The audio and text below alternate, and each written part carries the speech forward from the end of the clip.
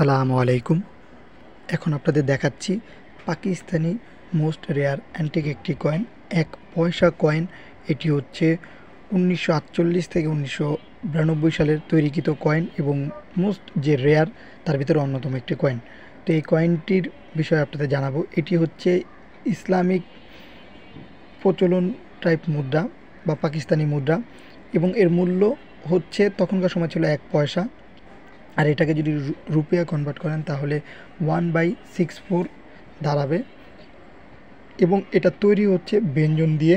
এর ওজন হচ্ছে 2 গ্রাম মানে 2 গ্রাম এবং এর ব্যাস হচ্ছে 21.3 মিলিমিটার এবং বেধ হচ্ছে 1.07 মিলিমিটার এবং এই কয়েনটি একটি বৃত্তাকার গোত্র সঙ্গে বৃত্তাকার আকার, মানে এটি মোটামুটি গোলাকৃতি বলা যায়।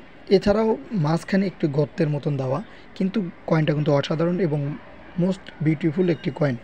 এছাড়াও এই কয়েনটি কিন্তু পাকিস্তানে খুবই রেয়ার একটি কয়েন। এরকম কয়েন যদি আপনাদের কাছে থাকে অবশ্যই যত্ন সহকারে রেখে দিবেন।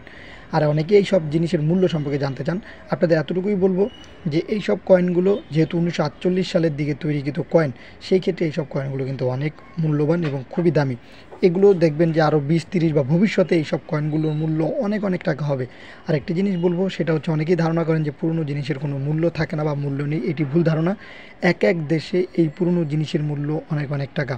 তাই এই কয়েনটাও আপনারা চাইলে যে কোনো দেশে অনেক অনেক টাকা বিক্রি করতে পারবেন। এবং কেউ যদি বর্তমানে পুরনো জিনিস বিক্রি করতে চান, যে কোনো জিনিস, সেক্ষেত্রে আমাদের 2টা গ্রুপ আছে। একটি হচ্ছে বেটার কালেকশন ভিডিও, অপরটি হচ্ছে শেখ সাব্বির হাসান মুন্সি। আপনারা সেই গ্রুপে জয়েন হয়ে সেখান থেকে পুরনো জিনিস কিনতে পারবেন, প্লাস আপনি আপনার জিনিস বিক্রিও করতে পারবেন।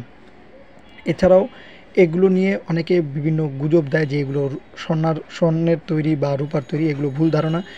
কি দিয়ে তৈরি সম্পূর্ণ ইনফরমেশন আপনাদের দিয়েছি এবং সঠিক ইনফরমেশন নেওয়ার চেষ্টা করবেন।